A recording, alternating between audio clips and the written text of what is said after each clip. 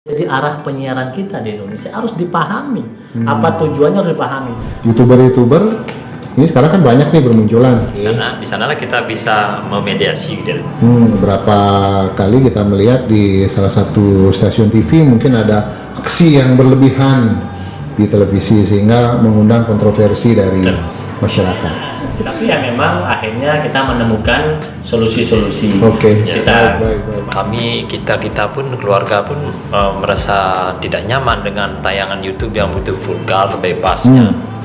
Coba KPI punya hak di sana, punya wewenang di sana untuk mengawasi, banyak sekali itu yang harus bisa kita rem gitu. Saya kemarin waktu podcast dengan salah satu seniman Bali yang mana potongan-potongan videonya ini banyak sekali dimunculkan oleh youtuber di platform YouTube.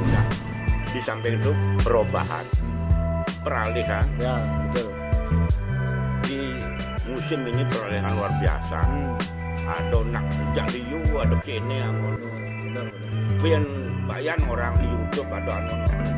Ya kengkeng kadang terus yang awang yang gak sempat yang menampilkan itu dia diperlihatkan karena alat canggih itu dikolaborasikan tampil main emlek tuh belum itu tapi gak tersinggung mendekat doang tersing aneh-aneh kayak doang tersing yang ngomel ya kasih nawang aku. Nah, tetapi dari sisi benefit ternyata tidak ada benefitnya buat seniman itu sendiri gitu. Bagaimana kira-kira Pramusti menyikapi ini?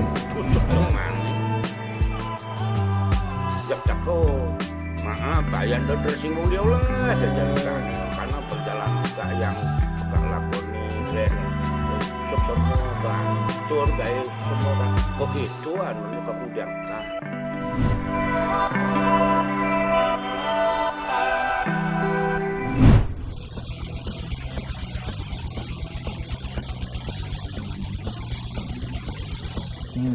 Pernah suatu rekaman pementasan Pramusti di Art Center itu diunggah di YouTube, ya kita langsung melaporkan ke YouTube gitu loh.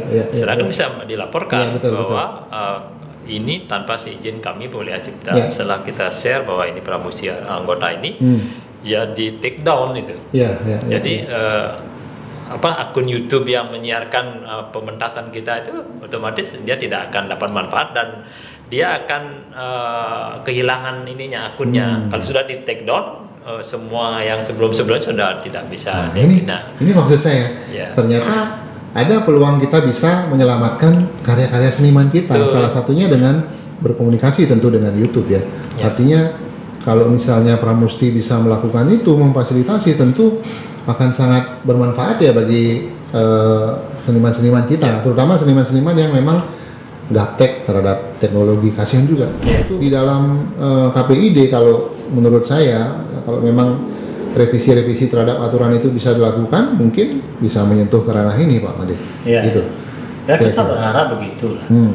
Memang kepedulian dari pihak penyusun regulasi. Betul. Kita memang berharap begitu karena ini benar-benar kepentingan publik itu dipertaruhkan. Saya kemarin Pak Bupati Gianyar bilang saya yang akan menandatangani memorandum deh. Yang penting bisa KPI itu mengawasi YouTube. Saya udah berat ini gitu. Jadi memang ini ya mudah-mudahan sih ini menjadi sesuatu yang karena memang ini revisi undang-undang. Itu memang ini kan harus undang-undang ini. Itu masih digojlok. Mudah-mudahan karena di prolegnas, jadi di prolegnas itu prioritas pembuatan undang-undang 2021 itu undang-undang penyiaran jadi nomor 1 seharusnya. Tapi tidak tahu kan ini masalah mungkin ada kendala apa. Ya saya berharap sih bahwa ini segera direvisi dan ada di tahun 2021 ini. Ya paling tidak harapan kita orang-orang yang memiliki kekayaan intelektual, kemampuan berkreativitas itu bisa diselamatkan lah paling tidak. Betul. Tetapi kalau kreator-kreator baru itu kan sangat banyak kalau kita lihat. YouTube menyediakan platform untuk itu dan mereka bisa berkreasi tentunya. Ini luar biasa memang. Nah kemudian sekarang kita melihat fenomena di Indonesia ini kadang-kadang ini antara dia latah atau sudah terbiasa mantan pemakai narkoba menjadi duta anti narkoba. Kemudian ada yang divideokan tidak hafal Pancasila, Kemudian akhirnya jadi duta Pancasila. Mantan predator seksual tadi sudah sempat disinggung oleh Pak Made. Itu jangan-jangan malah akan menjadi duta bahaya predator. Atau penyebar hoax bisa menjadi duta anti hoax. Artinya kita harus berbuat sesuatu yang aneh dulu untuk mendapatkan predikat itu ya. Bagaimana KPID menyikapi hal ini? Silakan Pak Made. Saya sih mohon maaf, kurang tepat kali. Makanya kalau saya kami selalu menghindarkan kesalahan. Jadi kalau manusianya dikuatkan, sorry ya, ini terlalu idealis mungkin ya. Kalau manusianya dikuatkan, sistemnya dikuatkan, tidak harus kejadian dulu. Karena ini sudah menjadi presiden buruk. Jadi sorry, seorang kepala daerah kemudian merasa kemudian diunggah sedemikian rupa ketika dia menggendong bayi di tempat parkir, di tempat banjir. Sorry ya, kalau menurut saya yang benar adalah ketika ada banjir, pertama sekali yang disalahkan adalah kepala daerahnya. Jangan kemudian kepala daerah itu di tempat banjir seolah-olah bekerja, digorong-gorong, kemudian itu menyelamatkan bayi atau menggendong bayi. Padahal yang benar adalah Anda bekerja dengan baik, sorry Pak ya, kalau tidak ada banjir gitu. Jadi ini yang saya sampaikan di awal. Oleh karena itu sama dengan begitu. Kalau Anda kuatkan manusianya, kuatkan sistemnya, tidak makin kecil peluang kesalahan. Jadi jangan kemudian setelah ada kesalahan kalau mencitrakan diri dengan mengangkat kesalahan itu. Memang yang kemarin itu agak berlebihan sih kalau saya melihat ya. Contoh yang mana? Yang itu Pak, yang Saiful Jamil. Ya, Saiful Jamil. Enggak apa-apa, sebutin aja namanya. Predator. Nah yang itu memang kalau KPI kan secara normatif sudah menyatakan kalau misalkan jangan mengglorifikasi namanya. Janganlah menggelorakan hal-hal yang sebenarnya di sisi lain mencederai. Tetapi di sisi entertain itu kan dianggap sesuatu yang heboh, ya kan? Nah makanya enak digoreng itu. Jadi senang. Oleh karena itu saya bilang jangan bermain di bad news untuk menjadi good news. Good news, Kalau kami selalu begitu. Kalau kami lebih suka bermain di bad news untuk menjadi good news. Karena memang kan kemudian ada yang dulu nih, saya mohon maaf kalau misalkan ada teman-teman pers ya. Karena kadang-kadang kan jargonnya bad news is good news. Kalau kita melihat Pak Wayan Suwadi, sorry nih Pak Wayan kemudian datang ke sana untuk mengadakan acara bersih tidak menarik. Ketika Pak Wayan Suwadi tiba-tiba kemudian ada masalah, kemudian diglorifikasi, baru dia nggak menarik. Padahal itu kan secara publik mungkin menciderai. Gitu. Makanya saya bilang jangan kemudian kita begini. Contoh misalkan ada seorang tokoh menyelesaikan pembersihan hanya 2 hari. Dia menjadi clean. Nah, itu baru dia nggak bekerja. Padahal kalau yang bekerja kan harusnya setiap hari clean Pak. Ya.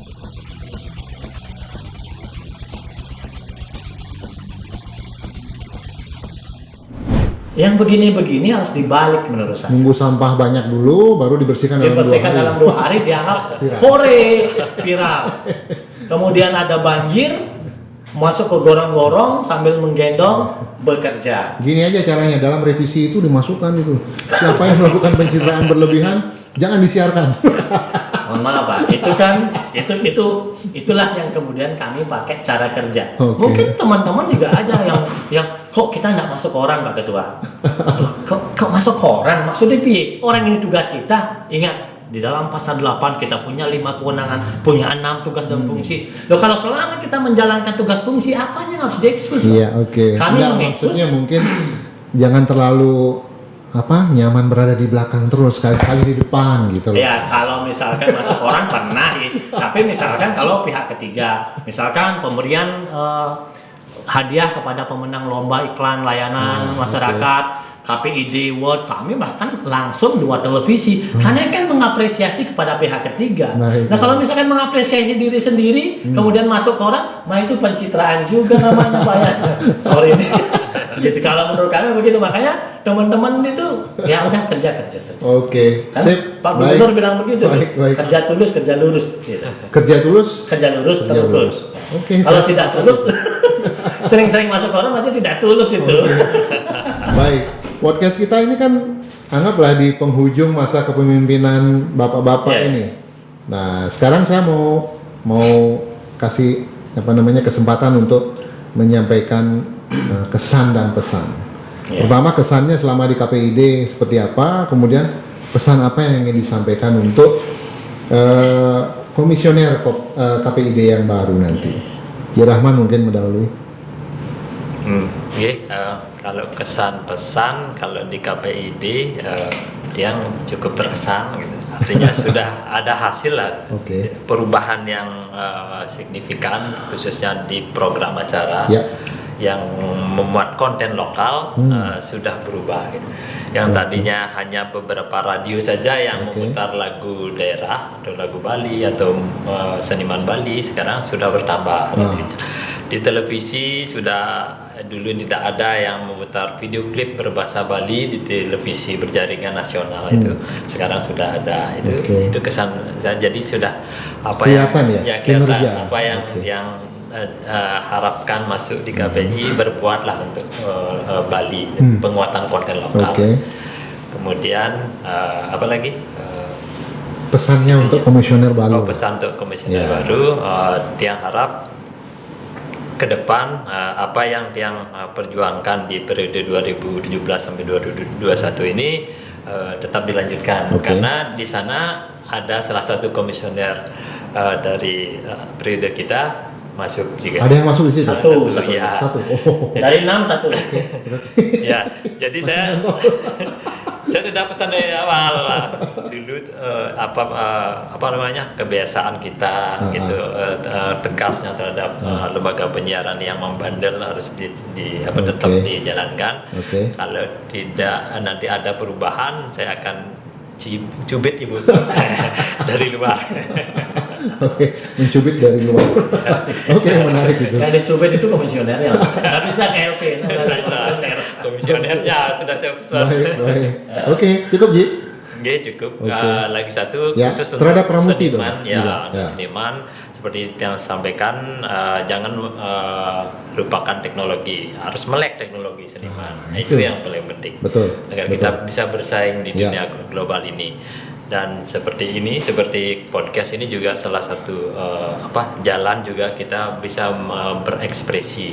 Mungkin tidak bisa konser, tidak berpentas, ayo kita berinovasi buat podcast yang positif. Ini bagus sekali. Ini kan jiwa-jiwa seniman ini. Itu harapan kami, tetap kreatif, tetap berkarya walaupun pandemi masih menghantui kita. Harus kita fight terus, tetap berkarya. Terima kasih. Pak Made, silahkan. Saya 3 hal. Pesan dan kesan. Terima kasih. 3 hal. 3 hal itu terima kasih, maaf, dan tolong. Terima kasih, maaf, tolong. Jadi terima kasih saya ucapkan. Jadi kepada tim, kepada komisioner yang begitu bahu-membahu selama ini. Saya berterima kasih juga kepada lembaga-lembaga yang bantu. Karena pemerintah, saya masih ingat ketika kita ada sampai 2021 tuh anggarannya naik. Jadi di saat-saat anggaran yang lain terkoreksi, kita tetap naik. Saya kira cukup signifikan. Artinya kan pemerintah sangat bagus berarti. Kita mencoba untuk mengadakan kerjasama, artinya kerjasama baik dalam bentuk komunikasi. Kemudian saya kira Komisi 1 sebagai orang yang melahirkan kami juga mensupport, Kemudian Pak Gubernur dan Ibu Gubernur ini, Bu Putri Swastini juga saya kira perannya sangat baik kepada kita. Tidak hanya memfasilitasi, tapi bantuan langsung juga diberikan oleh Ibu yang berkaitan dengan penyiaran. Ya saya juga mengapresiasi. Kemudian dinas-dinas, jadi Diskominfo, Bapeda yang memang selama ini kita MDA, PHDI, perguruan tinggi yang kita ajak, termasuk KPU, semua yang pernah kita ajak dalam bentuk FGD, MOU itu saya kira saya berterima kasih karena ini terjadi tentu dengan banyak juga kekurangan, tapi bisa kita selesaikan dengan support dari teman-teman, termasuk juga lembaga penyiar yang selama ini kita ajak. Nah, saya juga minta maaf. Nah, maaf itu adalah ketika memang dalam perjalanannya tentu ada hal-hal yang mungkin kita berkenan, termasuk kepada pemerintah, kepada semua aspek. Jadi hal-hal yang memang kita kadang-kadang bergerak begitu cepat, sometimes ada yang tercecer gitu tapi itulah kami itu yang saya minta maaf. Yang disengaja tidak mungkin lah, yang tidak sengaja ini yang saya minta maaf. Nah, jadi itu yang ingin saya sampaikan. Dan tolong ini kepada Yang baru. Kalau yang baru saya melihat penting nih. karena secara kapasitas saya melihat sih teman-teman cukup bagus, ya cukup bagus. Sebagian besar dari mereka juga saya kenal. Maka saya minta tolong bahwa orientasi kita adalah publik, orientasi kita adalah kepentingan masyarakat. Jangan orientasi kita kepada diri kita. Kita komisioner hanya 3 tahun, kalau diperpanjang menjadi 6 tahun ya. Tetapi publik ini harus kita cerdaskan secepat mungkin dan sekuat mungkin gitu. Oleh karena itu dalam hal bekerja selalu orientasinya adalah what a public want. Apa yang kira-kira masyarakat dapatkan benefitnya gitu. Jadi hilangkan bahasa pencitraan. Jadi mohon maaf ini itu bahasa saya. Kemudian no drama, more karma begitu. More karma. Jadi no drama, more karma. Ini banyak sekali ya. koleksi bahasa-bahasa. Nanti tolong di WA ke saya. Saya akan jadikan ini itu yang saya minta acuan nanti.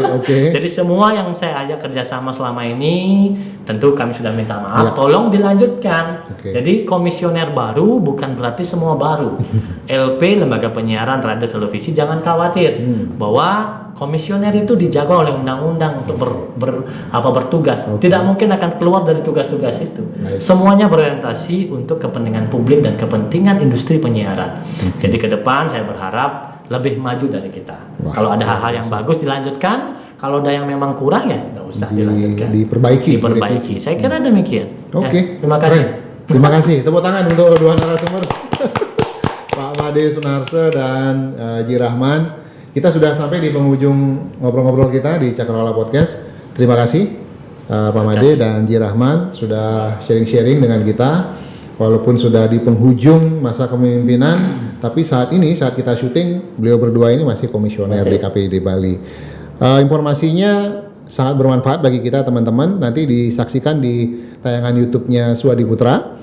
Di situ kita tampilkan Cakrawala Podcast edisi bersama KPID Bali. Oke, teman-teman, obrolan kita cukupkan sampai di sini dulu. Nanti ingat tolong terus diikuti channel YouTube Suadi Putra karena di situ ada Cakrawala Podcast. Jangan lupa like, komen dan tentunya subscribe untuk terus melihat perkembangan channel kita dan tentunya nanti narasumber-narasumber yang kita undang kita ajak ngobrol yang keren-keren dan tentunya informasinya bermanfaat. Oke, sampai ketemu lagi teman-teman tetap di Cakrawala Podcast, tempat kita ngobrolin apa aja karena apa aja bisa kita ngobrolin. Thank you. Bye bye.